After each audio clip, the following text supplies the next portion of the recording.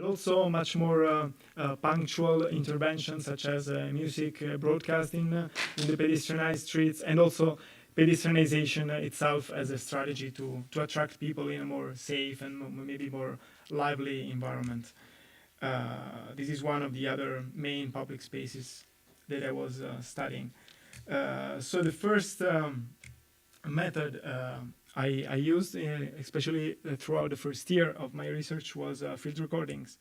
I used the audio recordings, and I was also taking ethnographic notes during my recordings. The idea was to explore, of course, the sound sources, but at the same time try to consider and investigate all the cultural meanings behind those sounds, and also trying to think about the effects, the feelings, the emotions triggered by those sounds that I was encountering.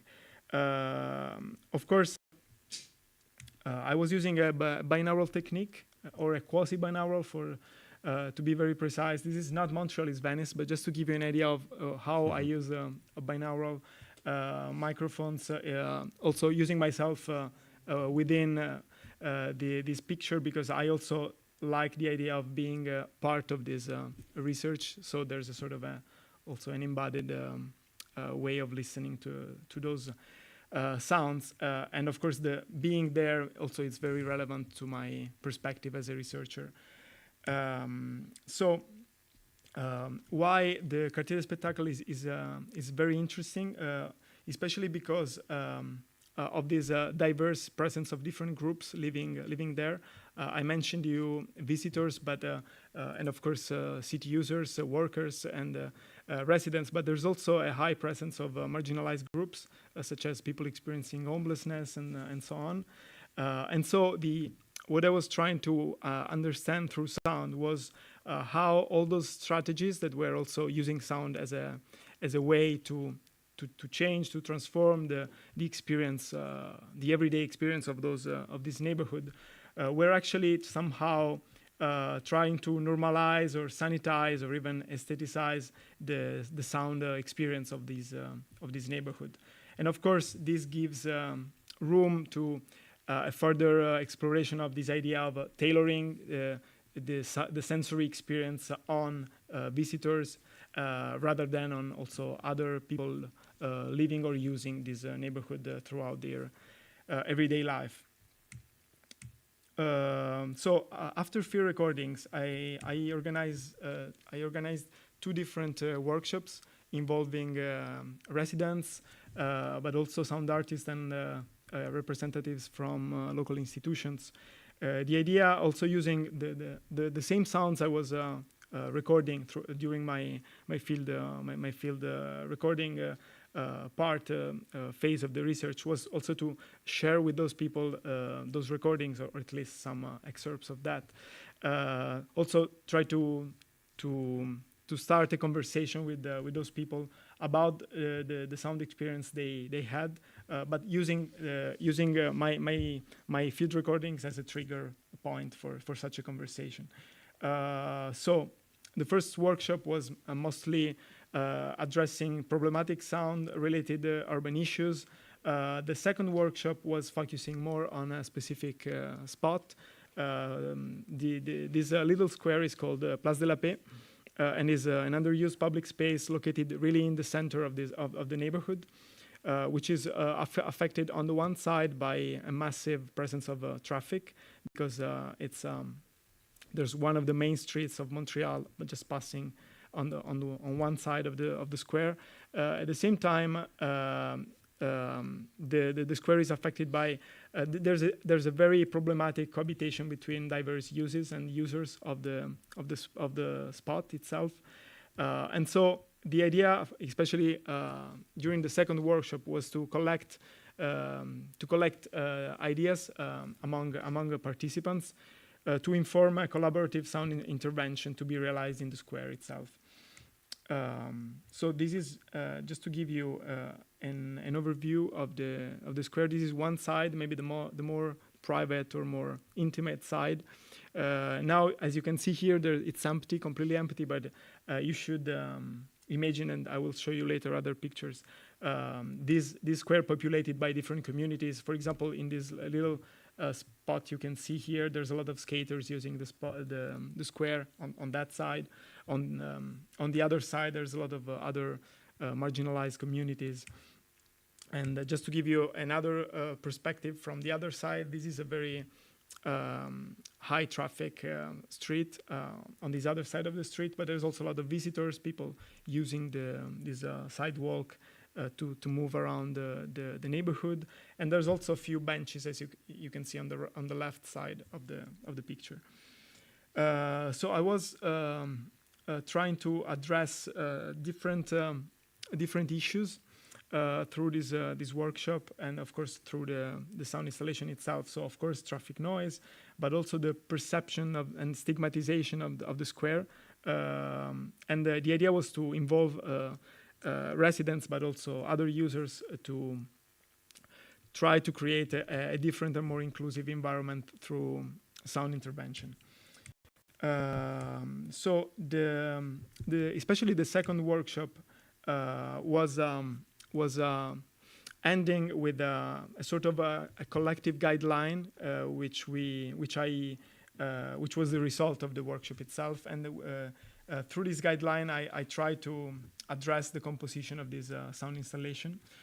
So here you can see few elements, the keywords of the guideline I had to follow in order to compose the installation. So the installation should be able to mask traffic noise, at the same time integrate the noise of traffic in its content, at the same time introduce natural sounds, because the place itself is lacking natural elements, but also invite different users of the space to spend more time there, because many people are using this spot just for few moments and then they go away.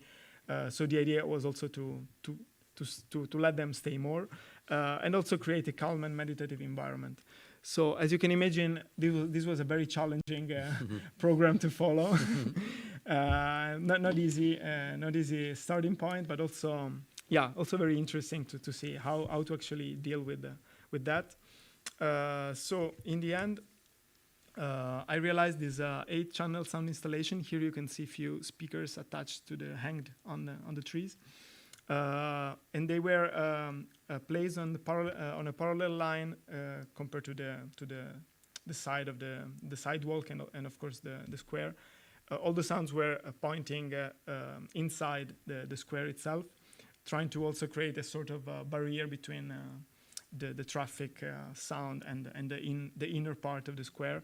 Also trying to catch the attention of the people, of the passersby that you can see here on the left. Also maybe inviting them gently to spend some time on inside of the square. So this 8-channel installation incorporated and transformed a lot of field recordings that I took during my fieldwork phase. So the same recordings that I used during the first phase of the research, and then I used later for the workshops, were actually here reused again as a material for the composition. The idea again was to foster the cohabitation between different users of the square, and it was supported, of course, by the research center I was collaborating with at McGill University, so Sounds in the City, but also by Audiotopy, which is an organization focusing especially on outdoor sound installation interventions. They provided me with all the speakers that you could see in the picture. This is just an overview of the composition. It was a 12-hour long composition, so from 9 a.m. to 9 p.m. For a week. Every hour there was a marker, so there was some sort of some specific sounds that were giving an idea of a shift from one hour to the other. And they were maybe the most synthetic sounds I used. Otherwise, most of the sounds you could hear in the spot were all based on field recordings, and of course using different techniques, resonations and granulation and so on. So the installation was installed for a week and was evaluated through questionnaires, which were collecting qualitative and quantitative data. I administered questionnaire before the installation was actually activated, but also, of course, during the installation and after that, also to see what was happening in terms of how people reacted to the sounds and how their sonic experience was like. This is how the questionnaire was designed. There's a first part with general questions of the respondents. There's another part collecting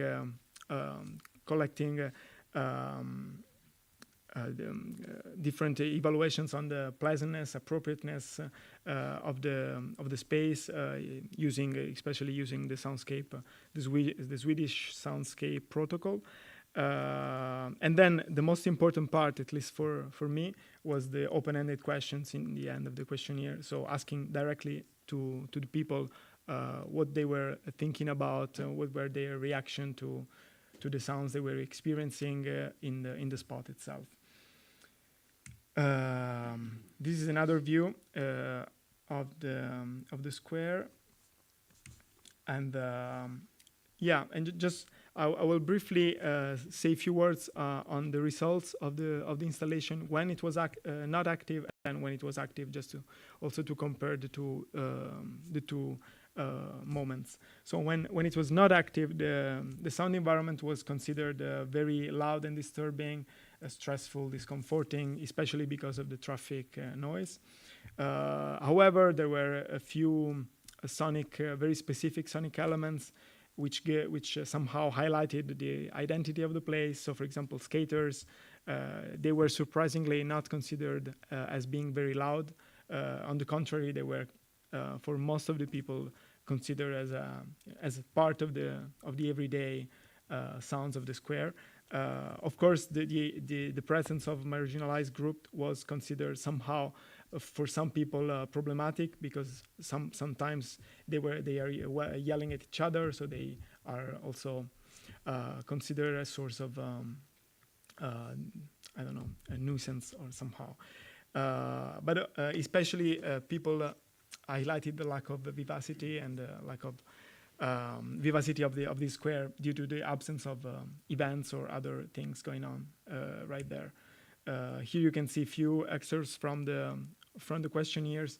So the idea of this perception of disturbance, of noisy, and also this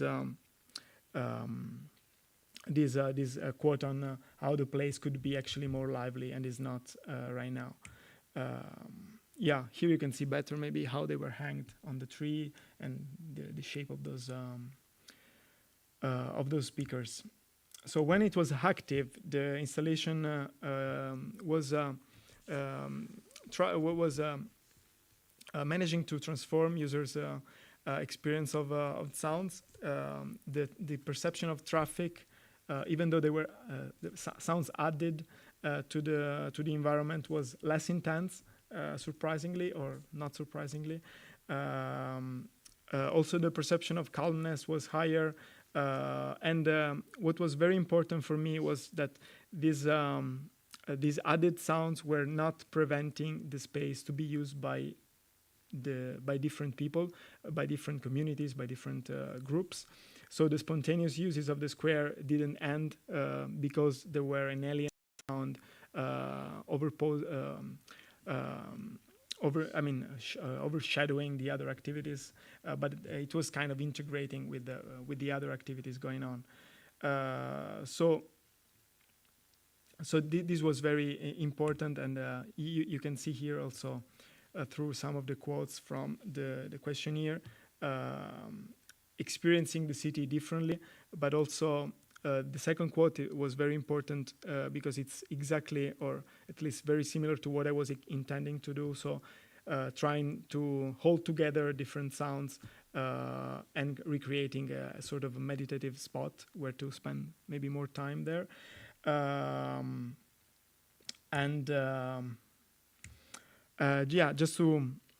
Just to conclude with this part, this section of the presentation, the installation was actually able to transform the experience of the square, encouraging new uses without preventing others.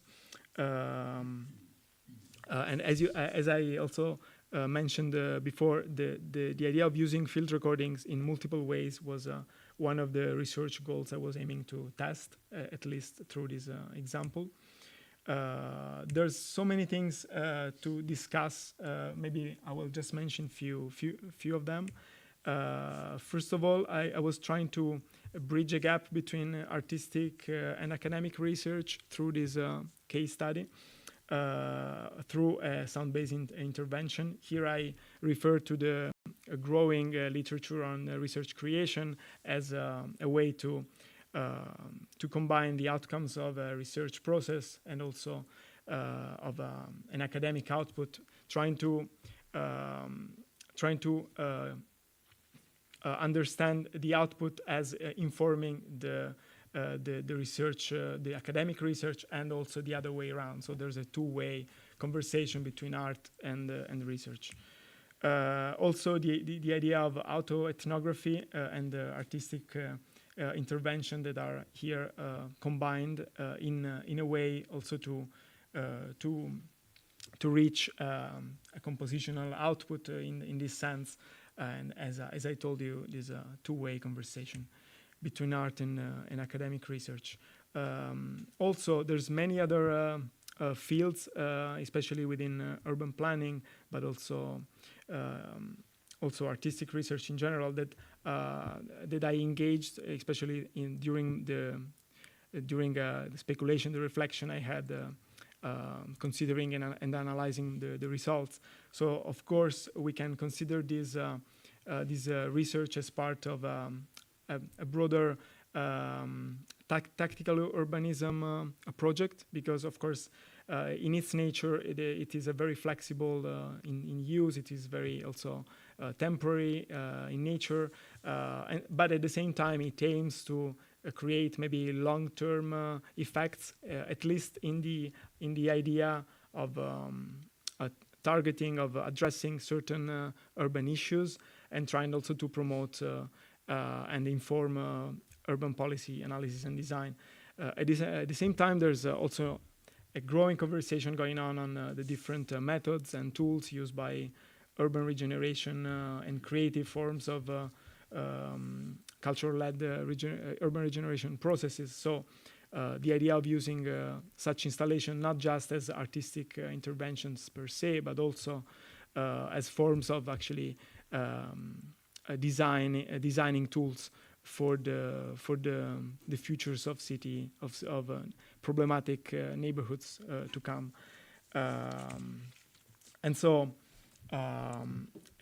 there's just to conclude another idea of course tactical urbanism on the one side, socially engaged art on the other side, because just quoting here Mary Jane Jacob, it is not art for public space, but art addressing public issues. So this idea of art not just confined to museums, but art that can actually be used within the most problematic spots of our cities. And again, this idea of informing urban policies analysis and design, trying to also create new scenarios, new unknown and unforeseen tactics and possibilities for the futures of those spaces. So this is the end of my presentation. I welcome you to ask me questions. I also have a video to contextualize and give you a few other sonic elements, because I haven't done it yet. How many minutes is the video? This is around 5 minutes, but maybe, I mean, we can, if we have time, I'm happy to share with you this video. Yeah. Yes, why not?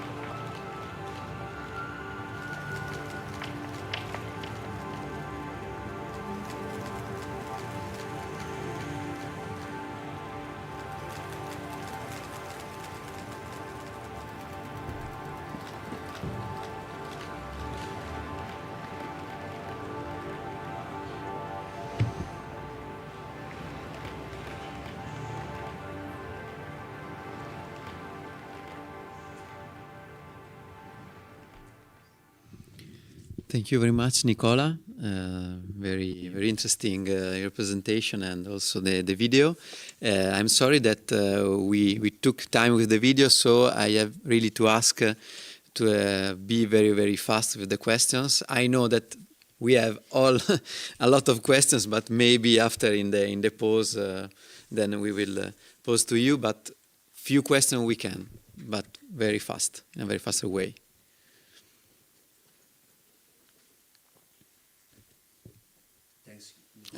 So come here.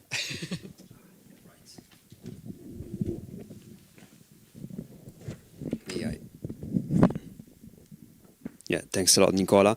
Trying to be very quick with the questions. I was wondering if during the workshop phase, I mean the initial workshop phase of your work, if any conflicts emerged during the workshops and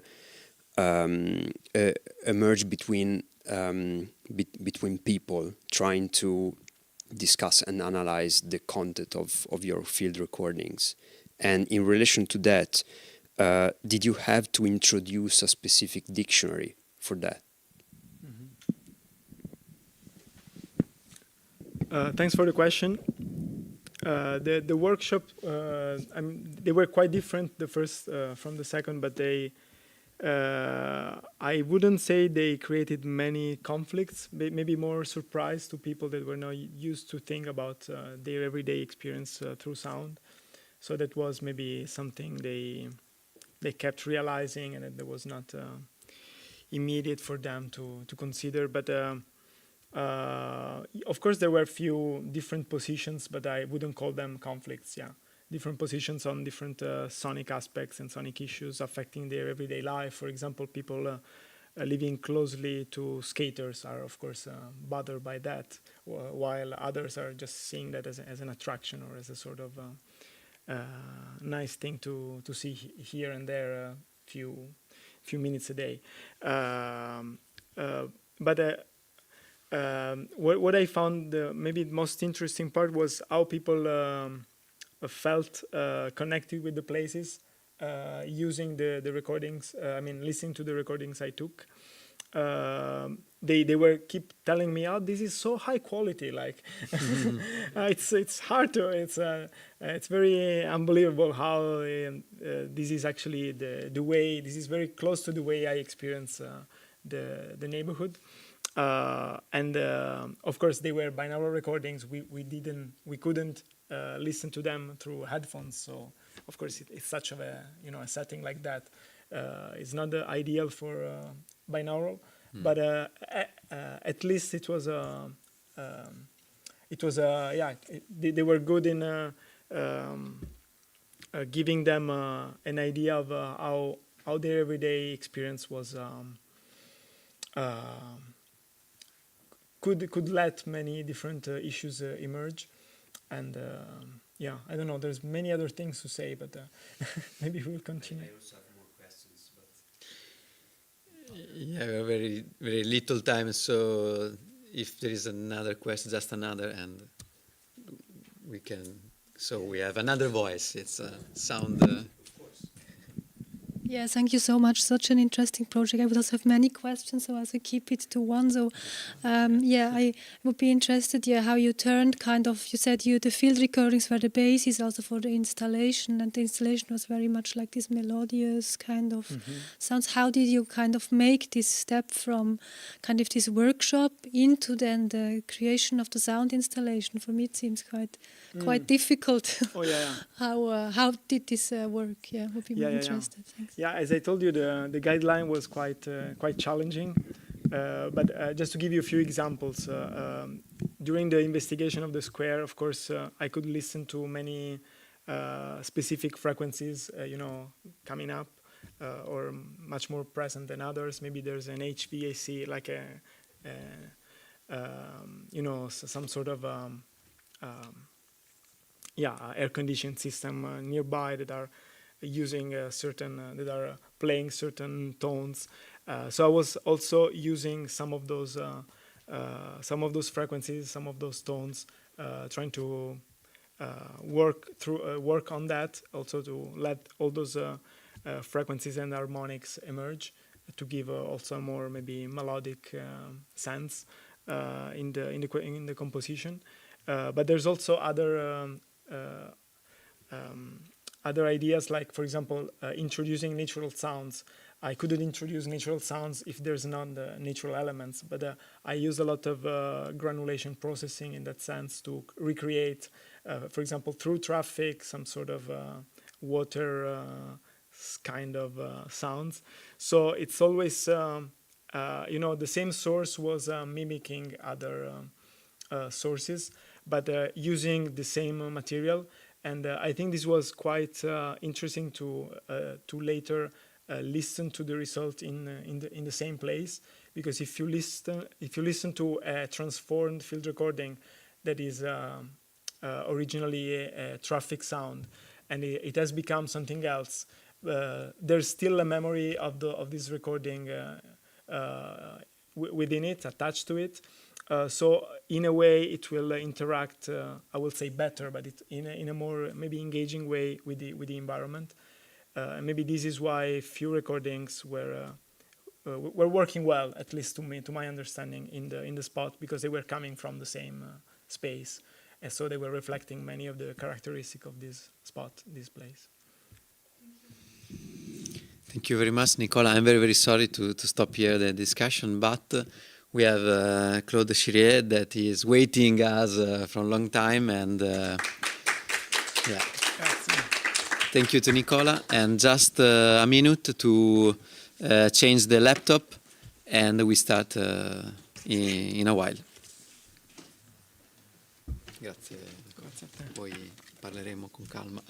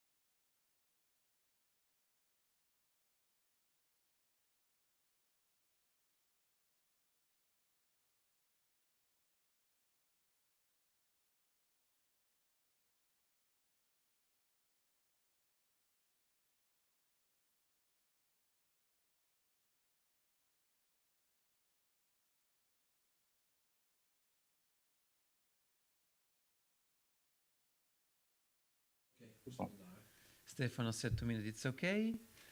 So we can start. And I'm happy to introduce to Claude Chier.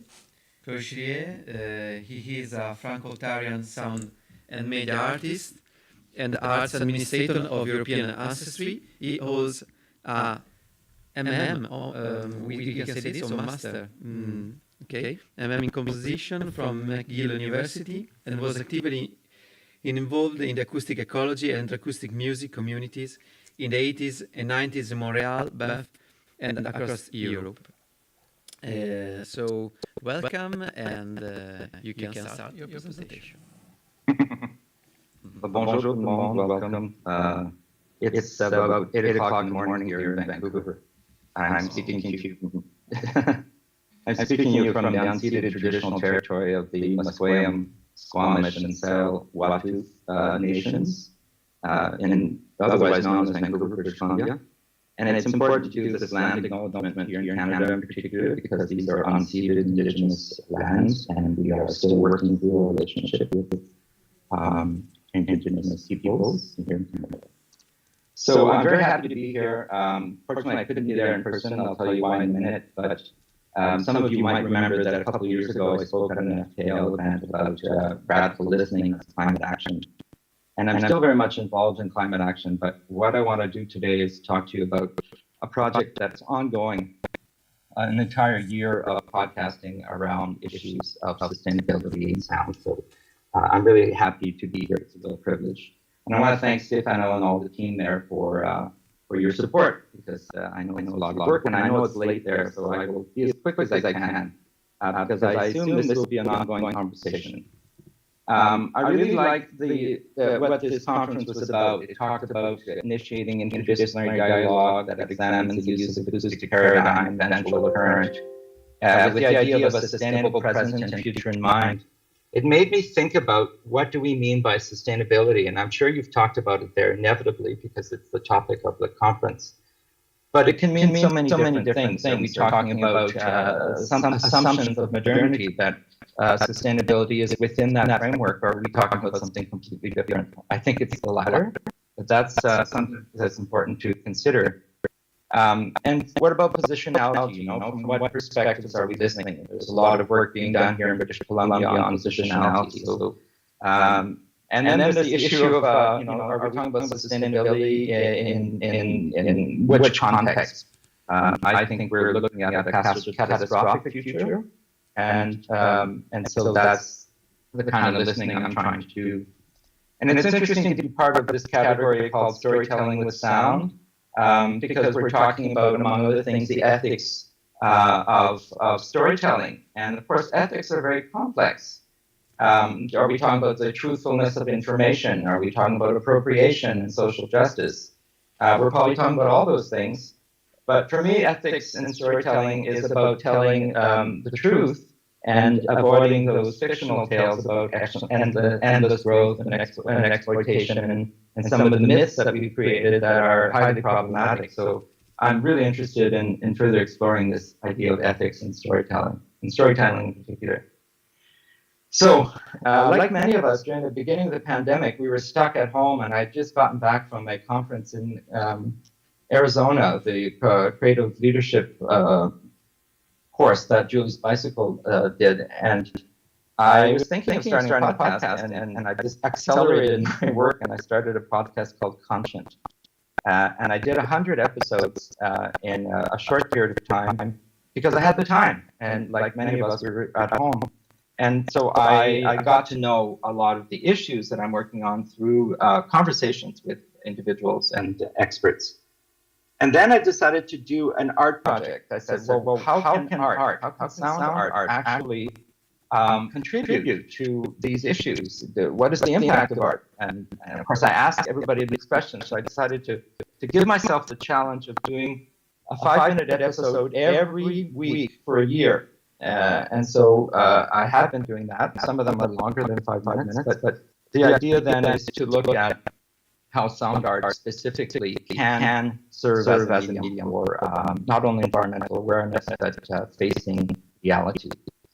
And speaking of facing reality, I've been working here in Vancouver with a collective called Gesturing Towards Decolonial Futures. Some of you might know their writings. It's led by Dr. Vanessa Andriaki, who's actually moved from UBC to University of Victoria, where she's the Dean of Education. She wrote a book called Hospicing Modernity. Some of you might have read it, and if you haven't, I recommend it.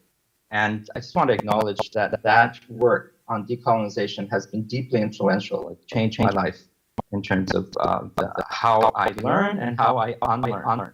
And the unlearning part is really important. And it's also interesting that I'm here in Vancouver. I'm here visiting and supporting family, but this is the home of the World Soundscape Project from the 1970s, of course, which is very influential in the field of acoustic ecology. And what's happening now is that a lot of the assumptions of Murray Schafer and the World Soundscape Project are being questioned. And in a good way about in terms of what it means today to listen to the soundscape. What is urbanism and what is natural sounds today in the context of decolonization, which is happening here in Canada. So that's something to think about, those historical relationships with place like a place like Vancouver. So what I'll do today is show you a few examples. Hopefully the technology will work, and if it doesn't, you can listen to it after on podcast. Show you a little bit of the work I've been doing, and then I'd love to have a conversation. I know time is tight, but I really appreciate feedback and honest feedback. So that's something I've learned from my colleagues in the collective is that there's this thing called brutally honest feedback, which is when you don't insult the person, but you don't hold back saying what you really feel, and that way we get to the bottom of issues and how people are responding. So that's something I try to do as respectfully as possible, but also brutally. So just a few points of clarification. When I talk about modernity, I'm not talking about modernity in art, not modern art. I'm talking about modernity in the sense of extractive capitalism, overconsumption, endless growth, systemic racism, white supremacy, our separation from nature, all of those issues that we're facing right now. So it's a question of critiquing modernity, but also hospicing it in the sense of letting it go and trying to retain some elements like the technology we're using today and a lot of the tools that we've built in a way that is truly sustainable and ethical. And I think that work is just beginning now. I don't think we really understand what that means to question modernity and to exit this self-destructive lifestyle that we've created, which has many, many benefits, right?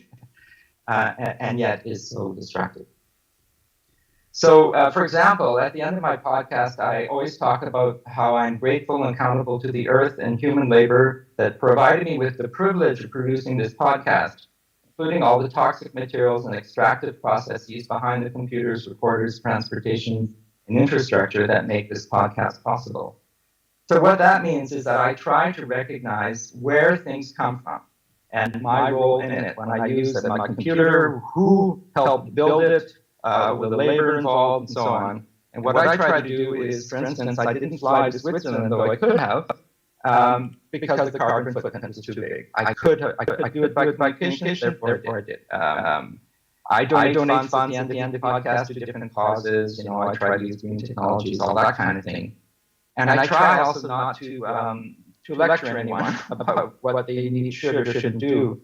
Rather, because I'm a listener, like most of you, all of you, in a community, I try just to participate in my community and use that skill of listening to guide my work. So I'll play the first example now. It's the very first episode. It's one I actually produced here in Vancouver, and it's called Tension. How do you feel now? And you'll see in listening to it that it's an invitation to slow down. Because one of the problems we have with modernity is that we're always rushing around in a kind of fury to get things done and to be productive, but slow down and listen that we other senses of our body and new ways that open up our untapped potential. Let's see if this works. Play the sound here. I'll share the screen. And I'll find the right one. Start sharing, and I'll play the sound if I can. Sound is here. Here we go.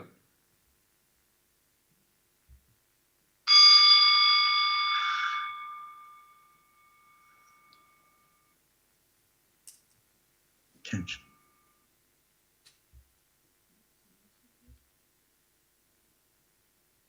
I was thinking about the tensions in our lives and the art of fun.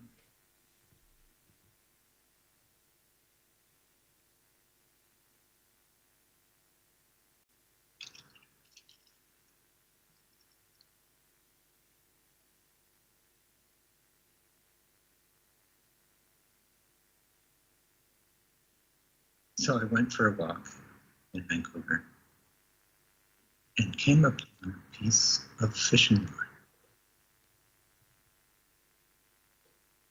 I brought it in the house, strung it up, and recorded myself plugging it.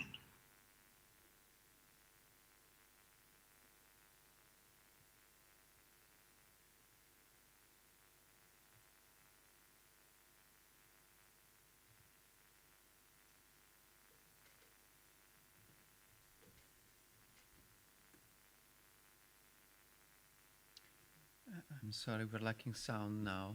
I see that sound force and shape goes on, but we don't listen anymore. Oh, well then, that's fine. Let's just call that an example, because it's not so important to listen to it together now. You get an idea. I'm talking in a slow voice. There are field recordings. There are musical sounds, and every episode is something like that. There is a material. It could be a field recording. It could be an interview, and then I will process and work with an idea so that it becomes a 5-minute thought or experience. And so I've done many of those. And so if you're interested, just go to the podcast and you can listen. But my point is here that I got some really interesting feedback from listeners, and I'll give you an example. From a colleague who took a course with me called Facing Human Wrongs. Now, can you see me? Not sharing. You should be able to see me again. There I am. Sorry. Yeah. Just a quick example of the kind of feedback I got. So this person who I took a course with called Facing Human Wrongs said, episode 1 was a great start. I wanted it to last longer, even though my answer to your question is that I felt restless and annoyed. So I asked people, what are they feeling? And that was his reaction. The gift of silence and breathing throughout, and especially towards the end, are so much appreciated. I'm curious if these silences appear in the middle, how much we are conditioned not to trust the silence devices and to sway towards checking our phones and devices to see if the soundtrack has stopped or is still playing. So this is what happens when you use silence in composition or in podcasting, is that people say, well, there's something wrong. There's right now with it not working. But I thought that was very interesting insight. And I just constantly got feedback from listeners saying, what about this? Or why have you read this article? Or, giving me feedback. And so, for example, episodes after that, I looked at one about how we can demodernize art. One was about a heat pump that I set up in our house, and how can you decarbonize? What does decarbonization sound like? I had an episode with an indigenous artist, France Trépanier, who asked about what does a small moment in a much larger space sound like? So the idea of time being in the indigenous world being much, much longer than in the colonial world that we have here in Canada. So that's the project. I was going to play for you an excerpt from episode 112, but I don't think I will, because it's not necessary, but I'll just tell you a little bit about it. I had the privilege of being a keynote at the World Forum for Acoustic Ecology in Florida in March, and along with a couple of other artists. And I did a 12-minute episode, so I broke my own rule. It was supposed to be only 5 minutes, but this one was 12. And I came up with 5 conclusions, and I'll read them to you so that you understand what I was trying to say at the time. The first is face reality and learn how to unlearn. The second is develop and implement a radical theory of change through the arts. The third is transition out of modernity. The fourth is change the story. And the fifth is connect our efforts. So I've already talked a little bit about unlearning. To me, unlearning is letting go of the assumptions we have and the things that we take for granted, and really starting afresh in terms of what is really happening in the world as opposed to what we've been taught. The idea of using the arts more radically, I think the arts are really good at raising awareness of environment. I'm sure you've had lots of presentations on that. But how can the arts be more radical, be much more proactive in showing a vision of the world, and for artists to live that talk, to change their ways for us to relate to each other differently. I talk about transitioning out of modernity. Story is what this session is about, and what your whole conference is about, is how can we as listeners change the story. So that's not easy, but that's a really interesting one where the arts have tremendous potential. And lastly, I talked about connecting our efforts, and this is one of our biggest challenges, is that we work in isolation, in relative isolation. So we work in little networks in Europe and North America and in Asia, but how do we connect those efforts in the arts so they have a lot more momentum and impact? Because I'm not feeling momentum right now. I'm feeling that there's a type of complacency in the world around the climate emergency and the ecological crisis. We survived, as best we could with COVID, but now we have to get back to the work that started and that was in the works before it was interrupted by COVID and then be informed by COVID. So it's a time of re-energizing, I think. I won't read you a quote that I was going to read you because it's a bit long, but I had many exchanges with Hildegard Westerkamp, who many of you will know from her work as a composer and as a soundwalker and a theorist. But she responded many times, and they're all on my website. So if you're interested in what I have a monthly blog where I summarize my learnings. And you can read those. In fact, today's presentation I just published yesterday as a blog as well, so that people can realize and learn from each other and realize that we are all questioning the same things. What does proselytizing mean? What does it mean to unlearn? I talk about the notion of spiritual bypassing. These are concepts that are emerging out of scholars, and I think are really interesting because they are empowering, they are positive, they are questioning things that we are uncomfortable with. So halfway through the project, I did a 57-minute episode. Some of you might know Framework Radio in Estonia. They're publishing the piece at the end of the month here. And so I did a summary of everything that I had learned, and there's a quote in the blog that I published today about that, but I won't read it to you. And then I do want to tell you about a story, because stories are so powerful. Here in Vancouver, some of you might know Dr. Dylan Robinson, who's the author of Hungry Listening. And if you don't know his work, I recommend you read that book, Hungry Listening, because it talks about decolonized listening in a very, very powerful way. And I attended an event at University of British Columbia where Dylan invited a number of artists to listen to Vancouver. And some of you might know that one of the projects of the Vancouver Soundscape was, revisiting the Vancouver Soundscape. And what Dylan did is asked a group of artists, mostly Indigenous artists, to go into the field and to listen and to report back on what they heard. And what they talked about was how their bodies listened to haptic vibrations, how they were hearing and feeling the voices of non-human and the relationship with non-humans, how we perceive infrastructure differently. And what they didn't do, they also talked about the Trans Mountain Pipeline and ghosts and feelings and reverberations. What they didn't do is talk about themselves. They didn't talk about technology. They didn't talk about the World Soundscape Project. They talked about what they experience and how they relate the sounds of Vancouver, which is very different from other readings. So to me, this is an example of decolonized listening and unlearning. There I was sitting in a room with maybe 50 people that was not recorded. We were just there listening to the testimony of listeners in a way that I thought was extremely powerful. So I write about that in my work. And I'll finish with just an episode I published this week called Saturation. And it came about, and you can listen to it, it's the very last episode that's on the podcast. And it came about from a collaborator of mine who helped me develop the podcast. And I said, so what do you think? How's it going? She says, I can't listen to it. I said, why? She said, because it's too difficult. My life is already full of climate emergency news. I just can't take it. And it made me feel so sad that we are so saturated with information, but also so many calls to action. How many calls to action can we do when we feel disempowered by this situation in the culture in which we live? You know, we need systemic change, and yet we feel not able to do that.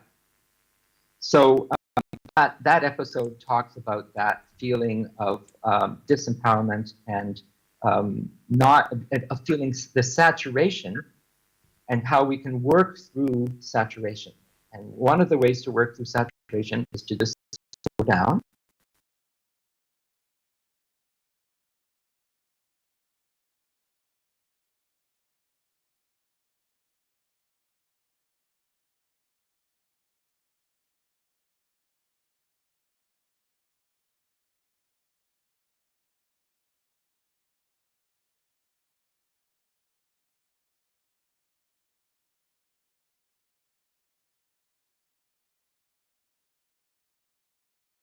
How can we tap into the boundless streams of love, connection, and meaning?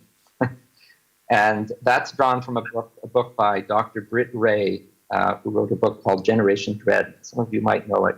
It's about eco-anxiety, and she has a blog. She's very prolific and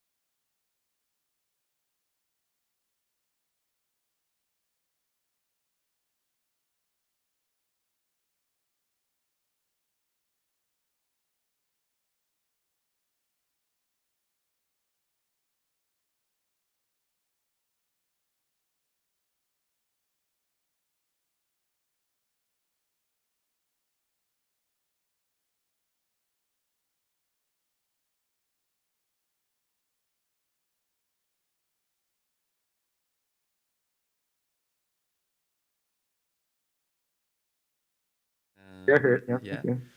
So thank you very much for all the information, all sharing us, also references of books, and I think that it's very your work is very connecting people who wants to face the reality and start to have a sort of I can say yes power on the situation. But okay, yes, there is already a question. So microphone. Okay, yeah, great. Also, great. Yes. Hello.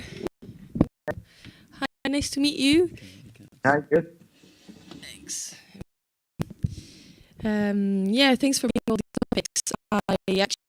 I come from the anthropology background and work as a campaigner for climate justice and indigenous rights, and lived a bit in Canada. So it's comfortable for me. And I've only started working in the world for a year. This is my first sound conference, and I'm going to say this completely not critic for the organizers, so take it with my full heart and compassion.